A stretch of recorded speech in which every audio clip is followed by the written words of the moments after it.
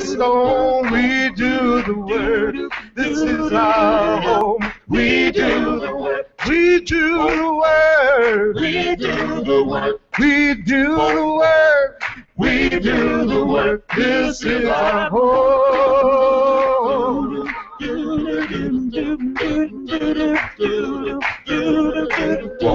We dig the ditch, yes we do. We serve the meal.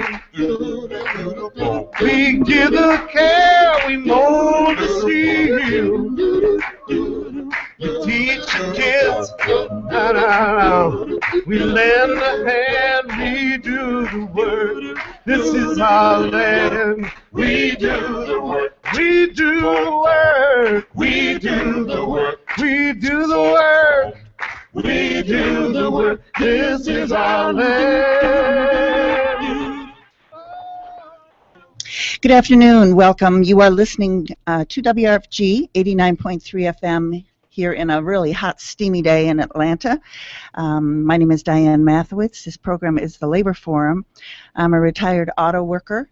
I worked for 30 years for General Motors, and I'm a member of the UAW, United Auto Workers, Local 10 here in Atlanta. I want to introduce who's sitting here at the desk in the studios of WRFG, located in the Little Five Points Community Center. We have Paul McLennan. Hi, Paul. Paul is a co-host of the program. He is also a retired worker, but worked for MARTA and is a member of the ATU, Amalgamated Transit Workers Union.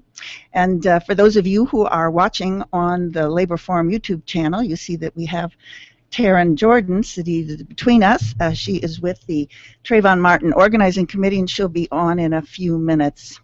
As you know, the opinions expressed on this program may not necessarily be those of the Board of Directors, staff, or volunteers here at WRFG.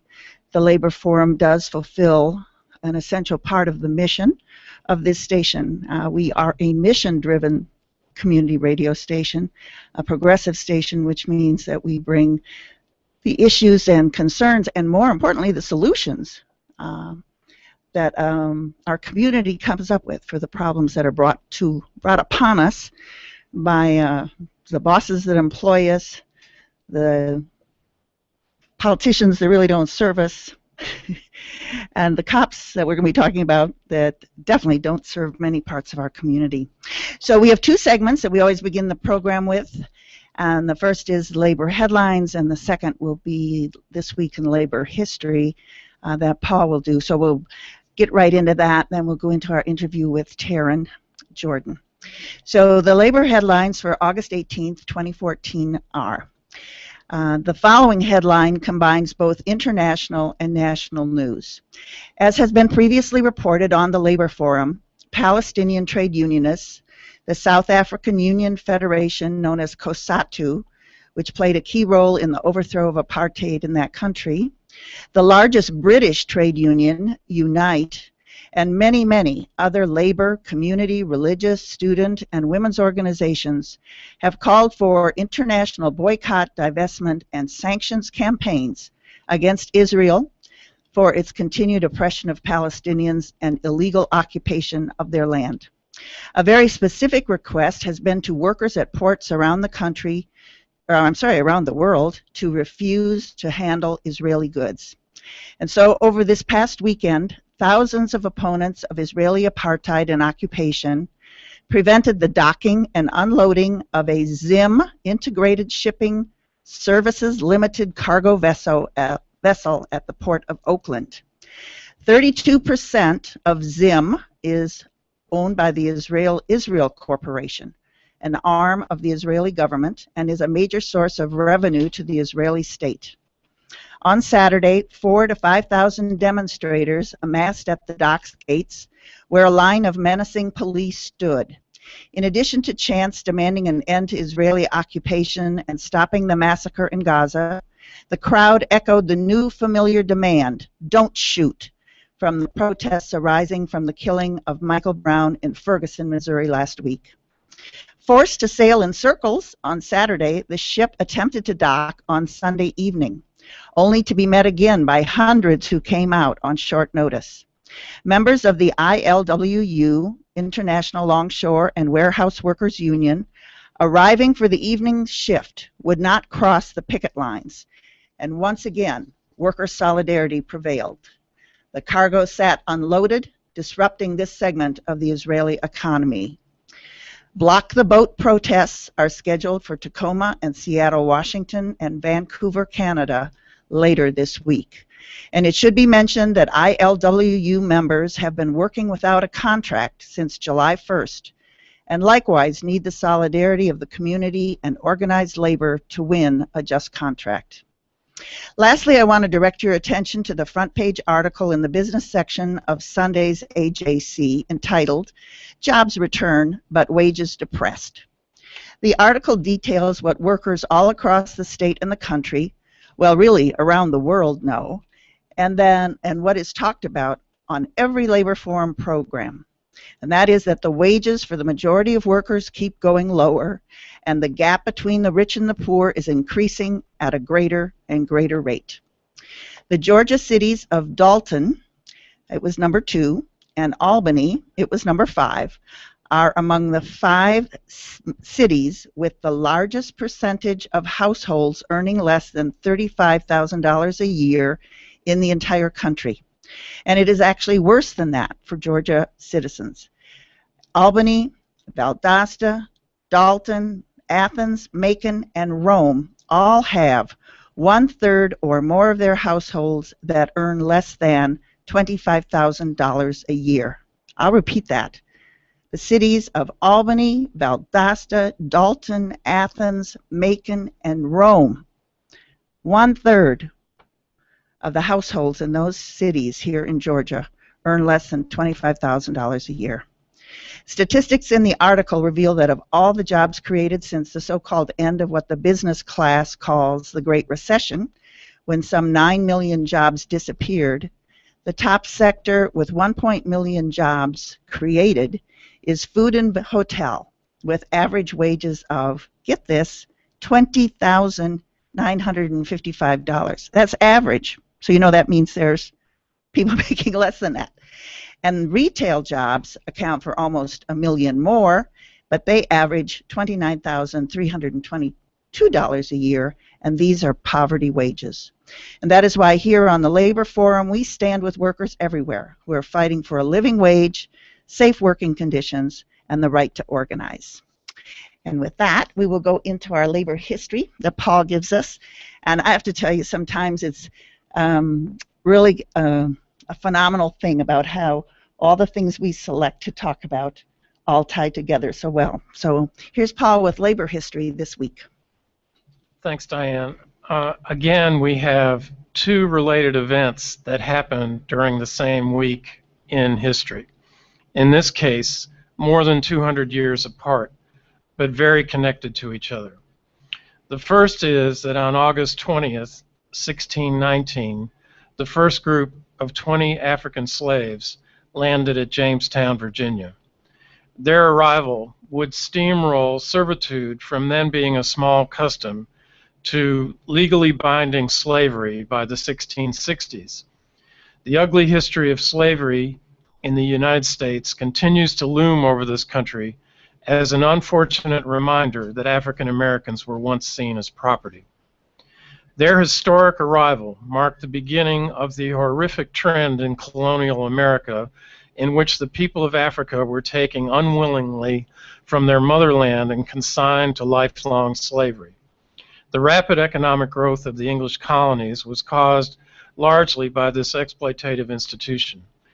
In colonial Virginia, tobacco was the cash crop that held the promise of wealth. At first, settlers in the colonies looked to England for workers. Arriving from overseas, English laborers cleared the fields for the planting and harvesting of tobacco, which sold for a high price in the 1620s and 1630s. The influx of a British workforce, however, did not last. In the 1660s, the price of tobacco plummeted, and the Great Plague diminished England's population. When these events led the colonial settlers to look elsewhere for field workers, they resorted to the slave trade, which had been active in Europe since the Portuguese first explored the African coast in the 15th century. Less than 100 years after the arrival of the first Africans in Virginia, the institution of slavery was firmly in place. By the turn of the 18th century, more than 1,000 Africans were arriving each year via merchant slave ships on established sea routes. While colonial America profited from the Africans' labor, the slave trade became a tremendously lucrative business in itself. At the expense of a people held captive, colonial America's plantation economy and the slave trade industry prospered for many years to come. But wherever you find oppression, you will also find resistance. And on August 21st, 1831, in the very same state of Virginia, Nat Turner began a slave revolt. It is considered the largest revolt of enslaved people in U.S. history and is said to have expedited the coming of the Civil War and was a turning point in the struggle for black liberation. Nat Turner was born October 2nd, 1800, on a plantation in Southampton County, Virginia, an area where enslaved laborers made up the majority of the county population. He learned to read and write at a young age. Turner was deeply committed to his Christian faith and believed he received messages from God through visions and signs in nature. In 1828, he had a vision while working in the fields to prepare to lead his people from slavery. He began preparing for this, building a trusted cadre of followers. On August 21st, 1831, Turner's group began a war against the slaveholders. Armed with various weapons, they went house to house in Southampton County, killing all the slaveholding whites they found. Slaves who then freed joined their force. The rebels ultimately included more than 70 enslaved and free blacks. The rebellion was suppressed within 2 days by a local white militia and by state and federal troops. Nat Turner eluded capture for over 2 months until October 30th. On November 5th, 1831, he was tried for conspiring to rebel and making insurrection, convicted and sentenced to death. He was executed on November 11th. Most of the rebels were executed along with countless other enslaved Africans who were suspected, often without cause, of participating in the conspiracy. In total, the state executed 56 African Americans suspected of having been involved in the uprising. In the aftermath, close to 200 blacks, many of whom had nothing to do with the rebellion, were murdered by white mobs. In the wake of the uprising, a new wave of oppressive legislation was passed that prohibited the movement, assembly, and education of enslaved Africans. It became illegal, for example, for whites to teach slaves how to read. Across Virginia and other southern states, state legislators passed new laws prohibiting education of slaves and free blacks, restricting rights of assembly and other civil rights for free blacks. Nat Turner's powerful legacy can be seen today in Missouri, another former slaveholding state. In response to the police killing of Michael Brown in the town of Ferguson, African Americans are rebelling against the forces of white supremacy that control that community. As Black Freedom Movement leader Ella Baker said, until the killing of black men, black mothers' sons, becomes as important to the rest of the country as the killing of a white mother's son, we who believe in freedom cannot rest until this happens. Thank you, Paul. As I said, listeners, it's kind of an amazing thing that the conversation that we want to have and the historical antecedents, as has been many times said, the past is really never past. So with that, we want to get into our discussion with Taryn Jordan. She is an extraordinary leader of the Trayvon Martin Organizing Committee. You'll see her at many, many demonstrations and activities around the issue of racism and police brutality and just the exploitation and oppression of many communities. And so welcome, Taryn. Thank you so much for joining us today. Thank you so much. I'm so excited to be here, particularly as you all sort of set the scene for me.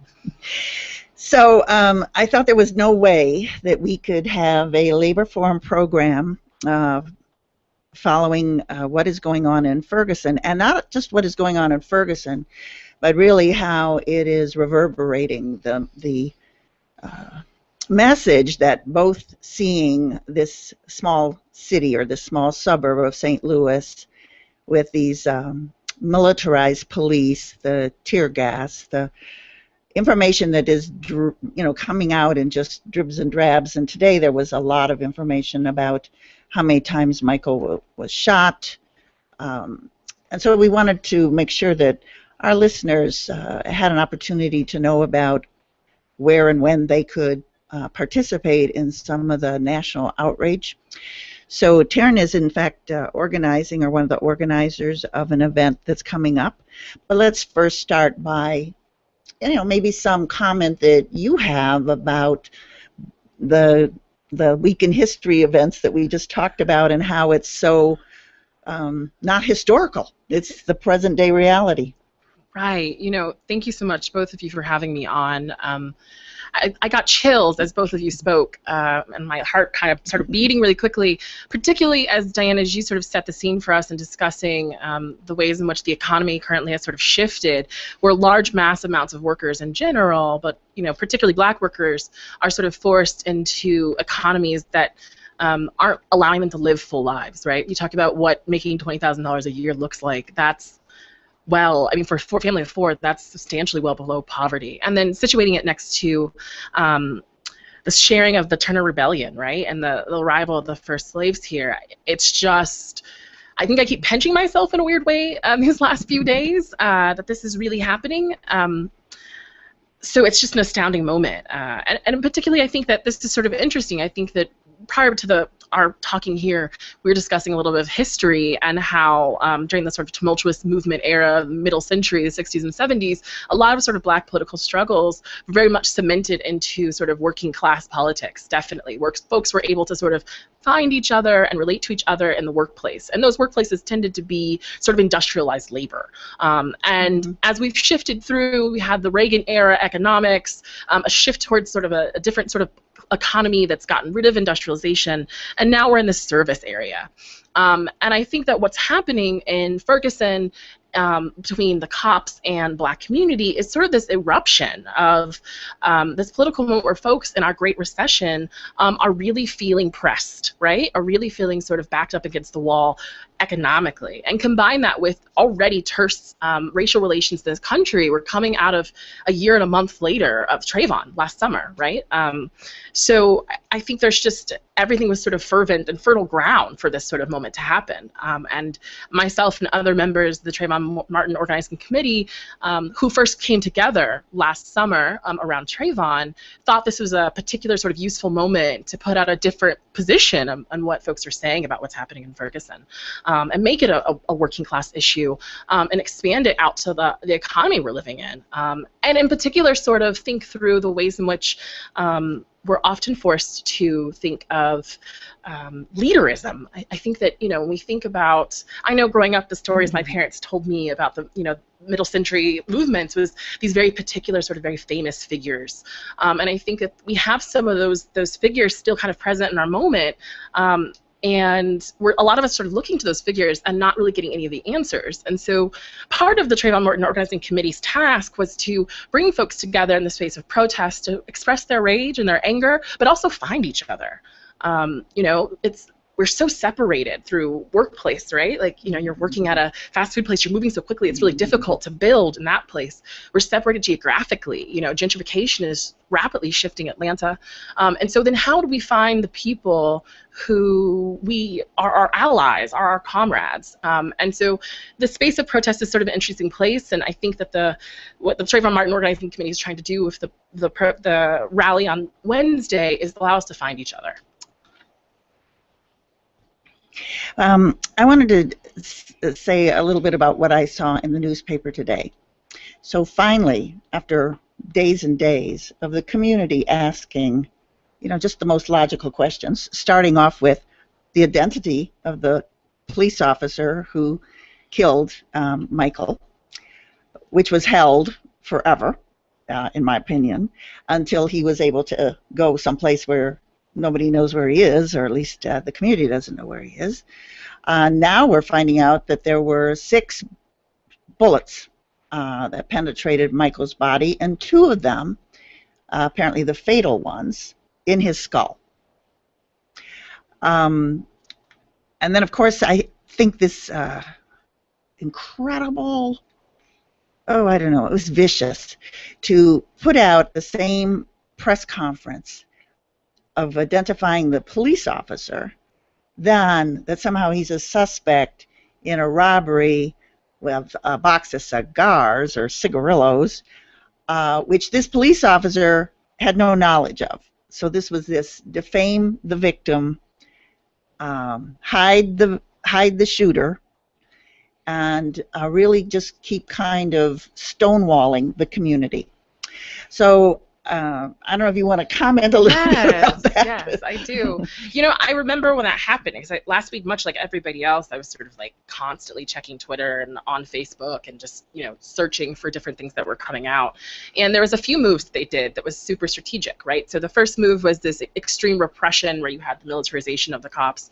The next move was to bring in sort of this token black, you know, face of Ferguson, who's, you know, trying to clearly align himself with the protesters, but also keep order. And that egregious move. And then the next step in that egregious move of finally releasing the cop's name who killed Brown, but also doing this weird thing of releasing what a lot of folks are saying, edited footage of him stealing cigarillos. So trying to repaint him as a criminal and sort of shift this larger narrative that's circulating in the United States around his lack of innocence. Which I think in some aspects have worked in the past for other sort of moments like this, particularly around Oscar Grant and the Bay Area. But I think it's still not sticking, and I think particularly around this video that they've come out with, I've seen on Facebook folks sort of putting out the fact that this is fake, it's edited materials, something's wrong with the timestamp on the video, and in fact, a worker who worked at the QT said that they didn't call the police on Mike Brown. So, you know, this is clearly an attempt to disrupt or stop sort of the Ferguson rebellion, but also to disrupt what, for me, felt like incredible radical calls 2 weeks ago, but now is sort of being normalized in the media around what's happened in Ferguson or what's sort of happening around Black life in relation to this, you know, narrative of post-race that we have happening. Well, I wanted to go a little bit then into the response that's been happening across the country here in Atlanta. There have been already several gatherings, there have been vigils, there's been planning meetings, and there's an event tonight as well that I understand it's college students at some 20 campuses, I believe, have come together to organize something that's going to start at CNN at 6:30, and I believe it's marching to this new Center for Civil and Human Rights, which is, I think, is going to be a constant place that demonstrations in Atlanta are going to go to. I don't think that's what the business community had in mind when they thought it could be a great old tourist attraction and they would be able to sanitize the struggle for civil and human rights, because the Palestinians went there 2 weeks ago, as a matter of fact, to ask about why Palestinians aren't considered to have any civil or human rights. So that's tonight at 6:30. I want to ask you, Taryn, about your, I don't know, your feeling or your analysis of the huge demonstrations that took place, I think, last Thursday around the country. There were thousands that took over Times Square in New York, and what it signifies, because we saw the same thousands out in the streets after the Trayvon Martin's killing and the verdict. And do you see similarities, and what do you see as different? You know, I think this is similar but different, right? So last year, when the Trayvon Martin Organizing Committee put out sort of the call and the statement that we put out that there's, regardless of what happens to George Zimmerman, there was going to be no justice served for Trayvon or his family or any of us. You know, it was a very different mood. I think folks were sort of candidly sort of watching what was happening on TV with Zimmerman and thought for sure that he was going to get some sort of, you know, penalization, whether it just be probation or a misdemeanor for some other random legal term that I don't quite know. But I think I was actually just really shocked that there was nothing, that he was literally let go. So for that moment, for me, I think it was sort of like an awakening, or as I've written about the Trayvon Martin organizing last summer as sort of like the tearing of the curtain in front of this post-racial, wizard behind the curtain. And so there was that moment, and so a lot of folks were sort of activated in this sort of cultural memory of Emmett Till and Trayvon being set aside each other, particularly. And this moment, I think, is the reason why Ferguson's happening, I think, is because of Trayvon, because folks already know that they need to march. People need to do something, which I think is different than last year. Folks wanted to do something, but they were like, well, we'll see what's going to happen. In this moment, this is an egregious kind of execution, right? And they left the body there for 4 hours uncovered. It was just this really intensity. And so what I think is different about this moment is that perhaps what could come is some sort of organization, not particularly something that I'm saying is going to happen, but maybe folks will start to collectively organize amongst themselves. Perhaps folks will start having a conversation, I hope. I mean, I could be wrong. But I do think that something will come of this. And even if there's nothing that we can quite name in this moment, perhaps in a few years we'll see the repercussions of this moment, because I think particularly in the March Tonight being organized by a ton of college students, that there's this kind of outcry of youth, right? Young workers who are in college and understand and recognize that they have no material means after which to be kind of assume into middle-class life, right? That used to be the guarantee. If you went to college, you would be some sort of petty bourgeois. And so that shifted. And so, between the march today, the one that happened last week, the one that's happening Wednesday here locally in Atlanta and across the country in 7 other cities, I think this is a moment of bursting for folks, right? Like, we're beginning to sort of build new social relations with new folks. And I'd imagine that each time something like this occurs, there'll be a new and bigger sort of response. Along that line, I'm curious if you could go into a little more about your organizing culture and how this idea of finding people and how you build relationships and the concept of leadership is how you view that differently from maybe how it was seen in the past. Thank you. That's a good question. I think that the folks engaged with the Trayvon Martin Organizing Committee are very much dedicated to folks kind of finding their own self-determination in this moment. And I think that a lot of us, myself, I'm 31, I come to the sort of these sorts of politics in a moment where I grew up in this sort of perfect diversity bubble of the 90s. And there was, the folks we saw on TV that represented blackness didn't quite represent me, right? I think that I'm a black, queer, working class lady, and a certain kind of political black religiosity is not something that quite sort of responds to me. I don't get involved with it. I have a sort of an emotional relationship to it of the past. But in the moment right now, for me, what I find so much more interesting is sort of the DIY culture of, Occupy, right? Like, I think that folks sort of showing up and doing politics on their own and creating smaller collectives and hoping to sort of connect into larger things.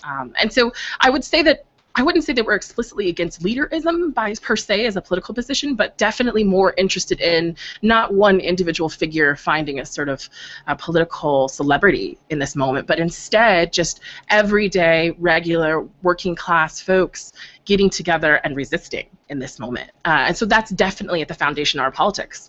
Even Diane called me a leader of something earlier, and I kind of cringed because I think that, organizer, right? We all, in these moments, we all have very specific skill sets. I happen to be good at media and public speaking, so I tend to be sort of the person who ends up talking a lot. But there's a ton of folks around me who are also doing this work and putting just as much work in as well. And I'm not personally or politically interested in sort of a celebrity from this moment. I'm more curious about supporting what's happening in Ferguson, and then, so, as you said, Diane, earlier, having those things reverberate out here in Atlanta. That's because this is where I live, and this is where I'm going to be for the time period for the next 5-6 years. So how does this moment in Ferguson, shift social relations or shift politics here in the city? And I'm hoping that it will be, hopefully in 6 months, years, who knows, we might see the repercussions of this moment. So, Taryn, we're almost out of time for this interview. If you'd give the information for Wednesday, because we've given it for tonight. Great. Yes, if you're interested, please see the TrayvonOC.wordpress.com website. We also have a Facebook website, but we're meeting Wednesday at 7 o'clock in the Weston Park here in Atlanta. Once again, 7 o'clock, Weston Park. And for those who are more my age, that's known as the Malcolm X Park. Yes, thank you. All right, thank you so much, Taryn. And we are actually going to be continuing a kind of a comparable conversation. We're now going to be joined by Neil Sardana. Neil is with Jobs with Justice. He's an organizer, as well with the Moral Monday movement, and has been working a lot with the fast food workers. And I want to just sort of welcome you, Neil. Hi. Thank you. Thanks for having me. All right, so in this part of the conversation, last week we had a discussion with Shannon from the fast food workers, and what we really wanted to talk about is this kind of new revitalization of movement, movement among low-wage workers, movement among immigrant rights communities, movement among women's groups, just movement that's taking place in the South, and that there's been a long time slogan called Organize the South, and we seem to be seeing many more efforts to do that. So I wanted to talk to you specifically because there is, again, a big event coming up this Saturday, but before we get into the specifics of that Moral Monday Georgia is doing, I want just about your sense as someone who's working here, both in the Moral Monday Georgia movement and in the fast food workers' struggle, why, how, and who is engaged in this fight back in the South. Yeah, I mean, I think here in the South, you know, there is, I think, a new political imagination that's been growing, and also an unwillingness to kind of continue as usual. Like in our previous history, you know, there's a long history of racial discrimination, you know, and as we're seeing long history of police violence and brutality against minority communities, low-wage communities, definitely the black communities here in Atlanta and across the South. And I think, you know, there's just in terms of like the reshaping of our communities and the rethinking of all these different, you know, moments in our time, I think there's this growing need to really challenge essentially the dominant power structures in our day. And I think in probably no other place in the country right now has that like fervor grown so much as in the South. So we've had many interviews here on the Labar Forum, and really on many of the programs here at WRFG, because as we always say, we are a community radio station, and this is a progressive community radio station, so we want to know what's going on. So we've had many people from the Moral Monday movement on, and we have talked with people in North Carolina who sort of started this whole thing with the massive civil disobedience arrests that they took in North Carolina while they were opposing so many egregiously right-wing and just really anti-people pieces of legislation. And the same thing then started here in Georgia a year later. So if you could comment a little bit about how the Moral Monday movement has developed in other states besides Georgia and North Carolina. Yeah, so I mean, I think in other states there's been this growth of the notion that if we stand up and do something, we can either stop these right-wing attacks that are coming down from, you know, politicians up on high, that we can invigorate and energize the communities who have been under attack for so long, and probably right now we're under the greatest attack we've seen in decades. Yet at the same time we have probably more power and more energy that we've had in several decades as well. And I think those two do go hand in hand to a certain extent. Like, we are responding to the attacks, but we are also building power.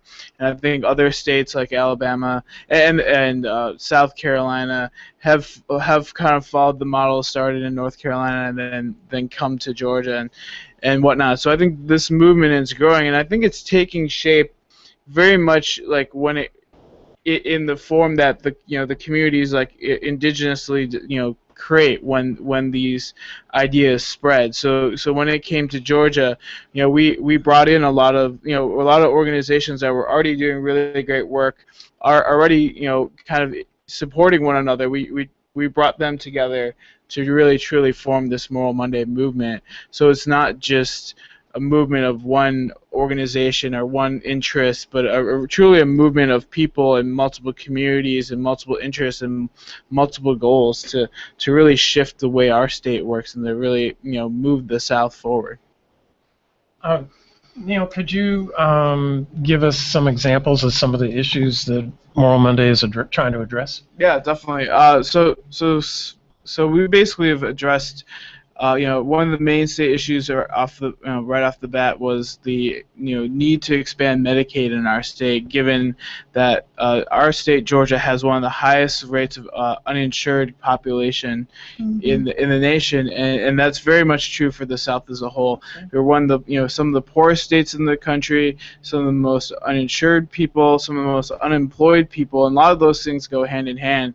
We've seen a lot of people experience foreclosures and evictions, and a lot of it's just given the complete lack of resources and the complete lack of investment, both from the state and the unwillingness of our business community to really treat those well, whether by paying good benefits or good wages or bringing really good jobs to our local communities.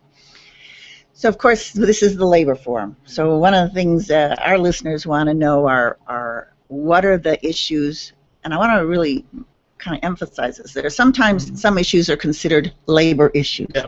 That'd be, for example, unemployment compensation. But the Labor Forum, we feel that education is a worker issue. Transportation is a worker issue. Healthcare is a worker issue. Housing is a worker issue. They all are. We are not just people who work. We are people who live in communities, have families. Every issue is our issue. Exactly. So could you address the other other specific things that perhaps are considered labor issues, but then all of the others that are brought up under that in trying to put out a total community agenda that Moral Monday is pursuing? Oh yeah, so starting with the labor issues in particular, the Moral Monday movement has been extremely engaged and supportive of the fast food struggle, and which is now kind of blooming into a broader low-wage struggle here in Georgia. And there was a resolution put out by the NAACP, a nationwide resolution to support the fast food movement, and that passed overwhelmingly. And I think that has it started with Reverend Barber and the Raise Up organization of fast food workers in North Carolina coming together. Then I came here with Moral Monday Georgia, Atlanta Jobs with Justice, and ATL Raise Up coming together to support the workers who are taking action. And I think that collaboration is going to continue. That the Moral Monday is certainly invested in supporting labor, and as labor is interested in continuing to organize the South, and as the AFL and other labor unions look to the South as a place for where workers can really come together and organize, I'm certain that Moral Monday will be there, supporting those workers all the way. One of the issues, of course, here in Georgia was the cuts in unemployment compensation again. Which, after the article that I just read talking about the criminal low wages that so many people in the state are paid, and then to slash unemployment when there are, I don't even know, Georgia had one of the highest unemployment rates in the country and still does. Not only slash the amount, slash the weeks you are eligible for it. So really pushing people onto needing food stamps, doubling up with their relatives, losing their homes, losing their cars, losing everything.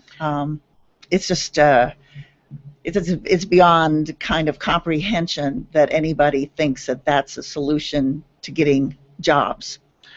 Yeah, I mean, certainly the state legislature has done as much as it could in its power to shred the safety net, the social safety net of Georgia, and like you said, includes like very much limiting the access to unemployment, and included in the bill that meant to cut unemployment benefits for school workers, which affected so many school workers across the country and is putting them in dire crisis.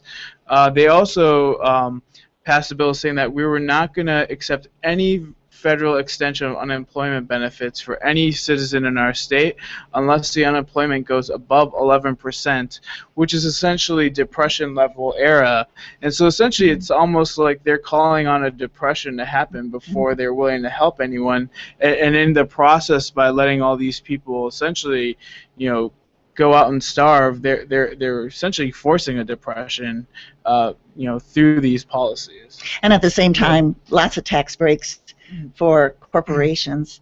I want to move, if you don't mind, Neil, into what's happening this Saturday, not just here in Georgia, but across the South. Yeah, so Reverend Barber, one of the leaders from Moral Monday in North Carolina, put out a call across the entire South for for communities to stand up, for movements associated with the Moral Monday movement to stand up and to take action at the state capitals across the nation. So here in Georgia, we're going to be having a march starting at Woodruff Park, and the march is going to we're going to march from Woodruff Park, or also known as Troy Davis Park, down to the state capitol, and really highlight all the injustice, all the hypocrisy, all the essentially mean-spirited attacks that these state politicians have been trying to deal upon us, and to truly try to hold them accountable, to call on our communities to when they go to the ballot box on in November, to really kind of vote with their morals, vote with their conscience. And like we've said before, we're not Republican or Democrat. We're not right or left. We're right versus wrong, and we're calling on people to really truly understand the suffering that these politicians are trying to enact upon our communities, and really respond in a way in the streets and in the ballot box. Neil, I know from the North Carolina movement around Moral Monday that they developed a platform, and I think we too often see movements that are reactive to whatever the latest attack is. Yeah. And I think this was a real positive thing to talk about, to advance a program of what we're for, not just what we're against. Could you say a little bit about that? Yeah, certainly. There's some major priorities that we have identified as a part of not only this call to action, but moving forward. We want to fight for labor and their right to organize, and for workers to fight for their own economic justice. We want to fight to not only protect but expand and deepen public education within our communities. We want to see a country where immigrants can live without fear and be and not be taken out in the middle of the night by immigration's Customs and Enforcement, or ICE. We want to see an end to the brutal violence that's being committed upon people of color, particularly youth of color, by those police officers, such like as in Ferguson. That we want to change the criminal justice system that stops criminalizing youth and stops pushing them, into the prison system. So these are some of the main priorities that we've set out, and that we are calling on our leaders and our politicians here in the state of Georgia to really answer that call. And we'll be right back. Stay tuned. We'll finish up our discussion with Neil Sardana of Jobs with Justice right after this message. The Moral Monday movement has spread from North Carolina to Georgia, South Carolina, Alabama, Mississippi, Tennessee, and Missouri. On Saturday, August 23rd, people across the region are rising up to demand a new vision and reality in the South. A historic, coordinated Southern resistance will oppose the immoral and extremist policies that leave our region behind the rest of the country. Moral Monday, Georgia will assemble in Woodruff Park at 10 a.m. on Saturday, August 23rd, and march to the Georgia State Capitol to demand pro-labor and anti-poverty policies, well-funded public education, healthcare access for all, reproductive justice, environmental sustainability, immigrants' rights, voting rights for all citizens, and an end to mass incarceration. The website for more information is www.moralmondayga.org.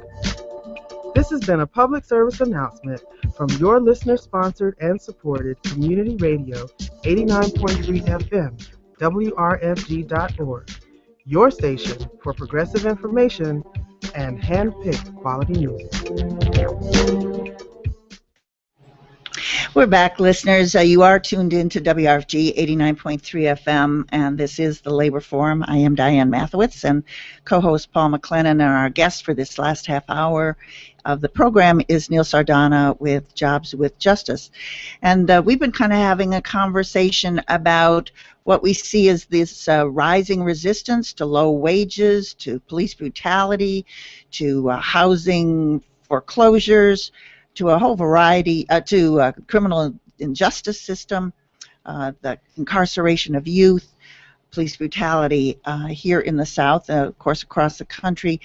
But as we were talking about in the beginning, you know, the heavy stamp of the racism and imposed by having hundreds and hundreds of years of slavery has made the South and the political atmosphere in the South both one of incredible resistance, but also one of unbelievable repression. And that is always a factor when we're talking about the rights of any group of people here in the South.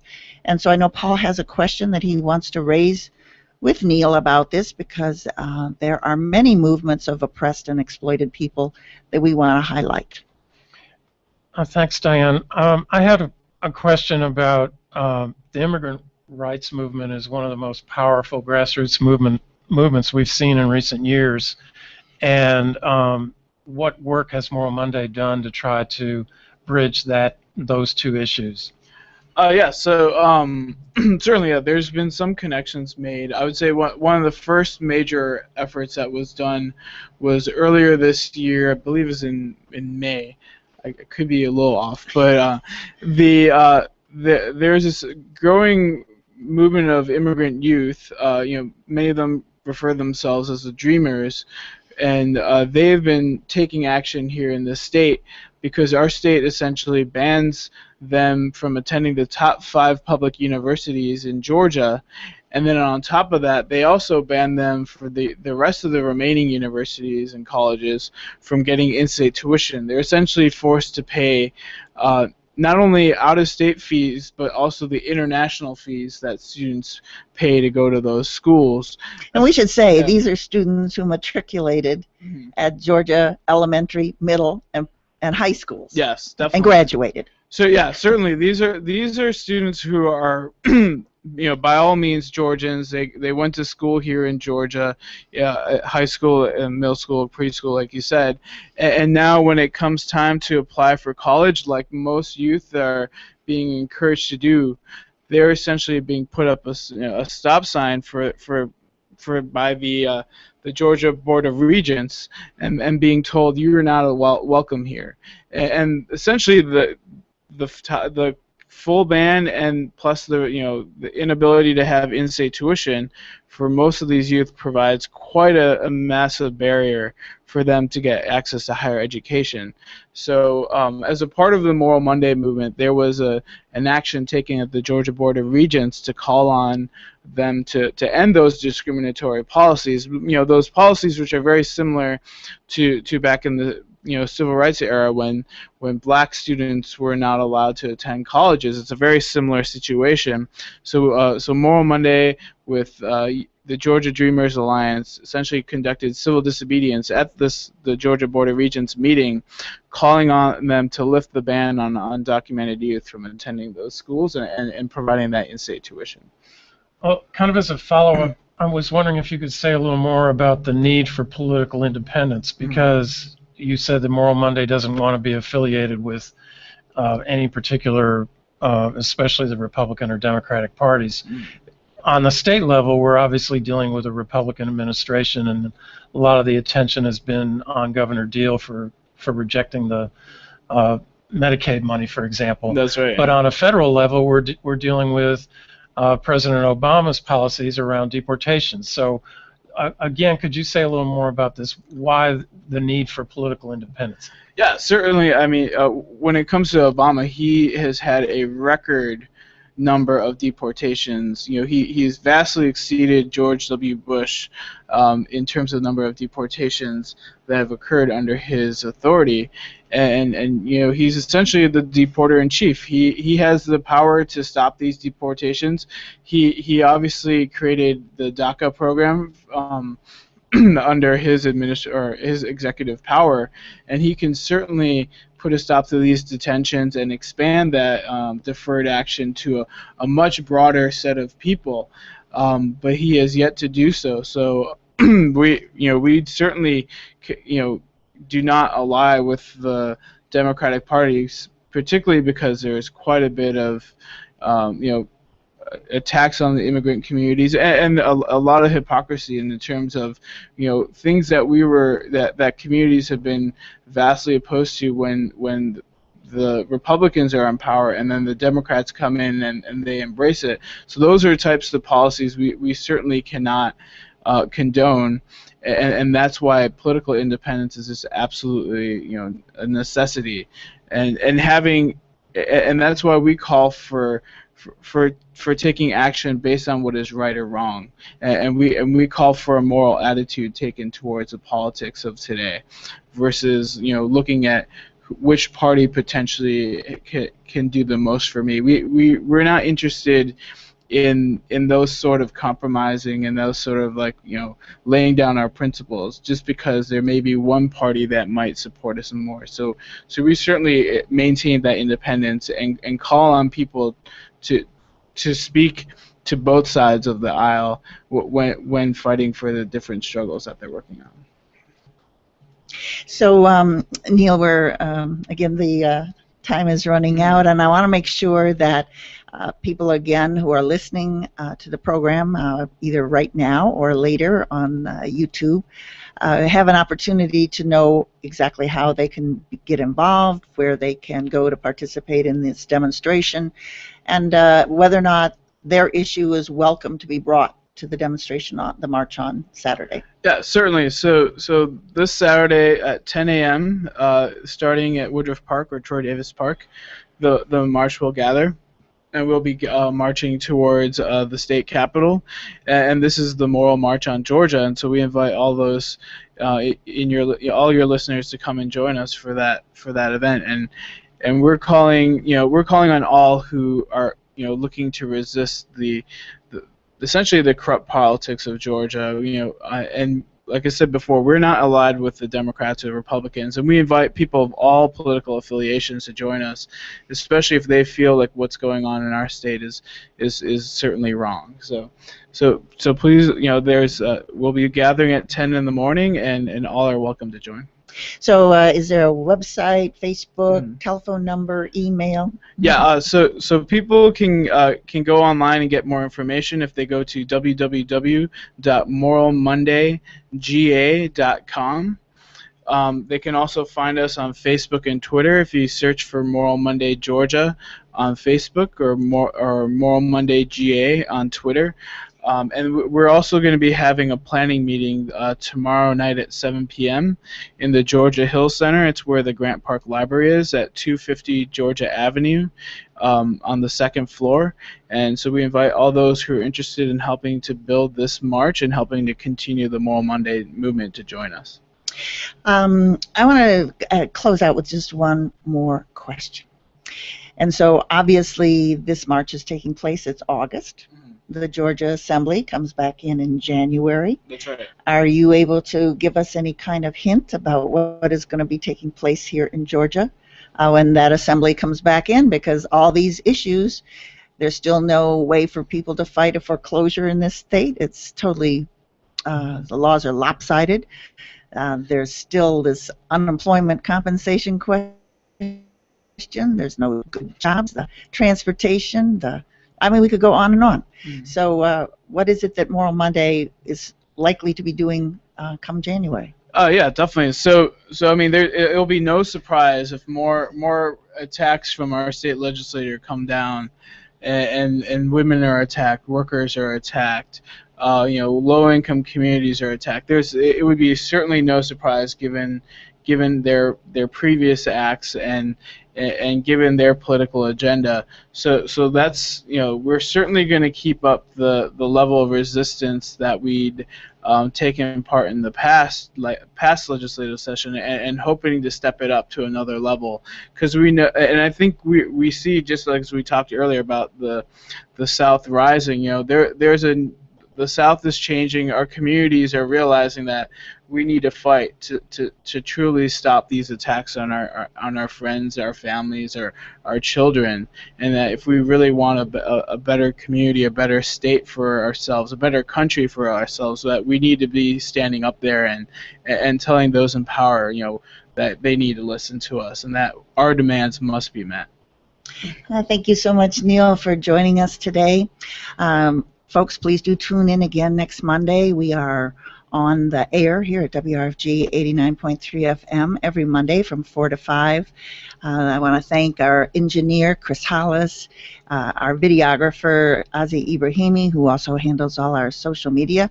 You can contact the Labor Forum team at Labor Forum, WRFG, at gmail.com if you have any suggestions for program topics, people we should invite on the air. Please help us reach out to more members of our community to bring them here on the Labor Forum.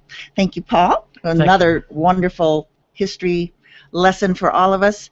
And stay tuned for the next program, which is Democracy Now! We will not bow down to racism. Yeah. We will not bow down to injustice. We will not bow down to exploitation. What you gonna do? I'm gonna stand.